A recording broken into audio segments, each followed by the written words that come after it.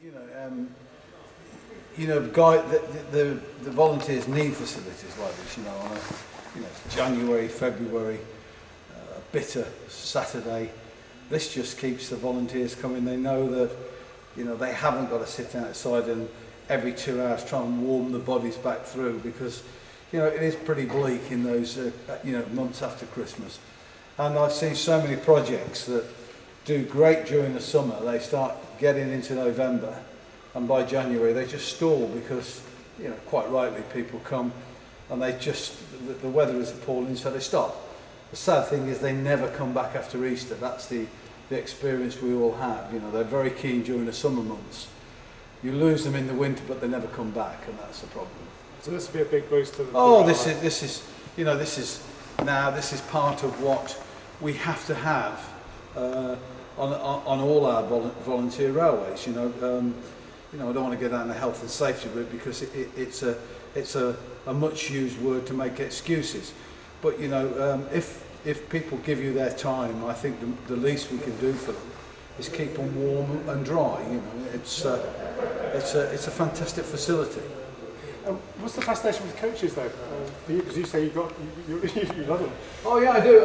Because I think that the skill that is in coaches is quite phenomenal. I mean, they're real workhorses. If you look at all the wood that went into the side of this, all the men that would have been involved in making one of these coaches. Modern coaches are not made in the same way. These were labour intensive. This would have taken probably a gang of 40 men. Well, you can make a modern coach now with 2 men. It's done with welding techniques. Now, of course, the modern coaches are far safer than these, so there's a big plus. But the style of these is just, people make, why have an oval window? Well, because it looks nice. It sort of hints that it's a Pullman, but it's not a Pullman.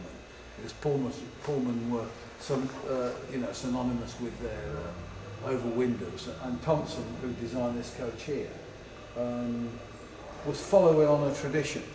And actually, when you see it, you can see that really little had changed. The only thing that's changed, the beautiful teak that the NYMR had used to become expensive. So now there's no more teak, it's steel. And what they've done, they've painted it to look like teak, but of course it's steel. Have you restored coaches? Oh yeah, blimey, yeah. We restore engines, that's our factory, what we do, but we've done 2 or 3 coaches. Coaches are a specialised art, and also they're expensive. We just spent £190,000 on a mail coach, and that was in conjunction with the Post Office Museum.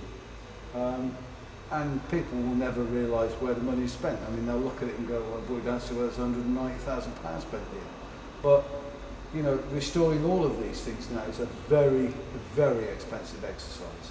This is if it wasn't for people, like the North York Moors, and a few other vintage carriage specialists, they would be gone, and we'd all be running 1950s Mark 1s. It is, to me, a real treat when you come and see 1930s and 40s coaches. This is few railways running them. Lots of railways running 1950s Mark 1s, and now a few running 1960s Mark 2s. But these original pre-war coaches, there's so few of them now, because the cost of restoring them is very, very expensive. And, of course, the skills are going. These are volunteers. You certainly couldn't, go to a school and get kids to come and volunteer, because you can't learn to turn, you can't use a planing machine now, because schools are not allowed to have workshops because of health and safety. You support this particular railway a lot. Why this one? I think it's beautiful. North York Moor, it is stunning. It's one of the most beautiful places on God's earth. And to put a steam railway through it makes it even more perfect. God knew exactly what he was doing when he taught the engineers, well, why don't you just put it through the park here, lads? Brilliant. And what's the future for this? I think that railways are booming. We're in a real economic downturn at the moment. I happen to think that's been going on for 3 years. Nobody saw it. The banks collapsing around us at the moment is only what had to happen. It couldn't go on. Greed has to, at the end, collapse. I've just done a film at the Severn Valley down in Kidderminster. They've just had a record weekend, and that's because petrol prices, people are tending to go less far away, so they're tending to stick within their area. If you want to take the kids out for a day and you live around York or around Harrogate, where are you going to go? North York Moors. It's perfect, it's within the, and so instead of going down to, say, West Somerset, they come to the North York Moors. It's good for the North York Moors. Not so good for the West Somerset, but there again, people who live in Bristol don't come to North York Moors. That's the way the modern cake's being cut. It's fantastic. And just to ask about the Flying Scotsman, because obviously that's here's next year, isn't it? I think. Well, I mean, the Flying Scotsman, which is the reason I sold it, it's got more problems than people have ever thought about it. It comes with it also a hefty liability, and there's been lots of rethinks on the boiler because the boiler's pretty finished. I noticed now they're going to try something slightly different. So I mean she's 100 years old now. Well, she's not 100, but she's getting there, and the boiler's pretty finished. It's all going well. Apart from, it's a bigger job than everybody said. You're not going to see it for 2 or 3 years, but the good news is once it's done this time, it will be done properly. It's never been done properly for the last 20, 30 years. It's been patched, no more patching. It's got to be repaired properly now. And the train you're going on today is one you paid for, isn't it? The one we're going on here is one of ours. We restored it.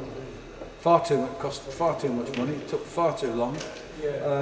But that's what these things do now. Everything, even with steel prices and copper prices particularly. You're almost watching, every day the bill goes up a little bit more and more. Lovely. Great. All right, Thank you cheers. very much indeed. Thank you.